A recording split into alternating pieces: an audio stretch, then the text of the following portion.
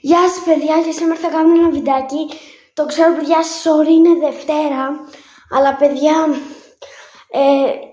χθες δεν μπορούσα, Κυριακή, γιατί είχα πάει στο σπίτι τα ξαδέρφια μου και παίζαμε εκεί πέρα και φάγαμε και τέλος πάντων εκεί πέρα κάναμε και ράναμε. Και γι' αυτό σήμερα θα σας δείξω. Έχω βάλει αυτά τα ρούχα που σας είχα πει ότι θα κάνω ένα βιντεάκι. Και λοιπόν, κάτω στα σχόλια θέλω να με βαθμολογήσετε από το 1 μέχρι το 10 πόσο ωραία είναι. Λοιπόν, ξεκινάμε αυτό εδώ, μπλούζα. Δεν θα σας πω και πόσο κάνει. Τα ρούχα, με λίγα λόγια, καθίστε, με λίγα λόγια τα ρούχα μου είναι αυτά. Βαθμολογήστε τα κάτω στα σχόλια. Δείτε εδώ πέρα πώς είναι. Το πήρα από το... είναι πανάκριβα.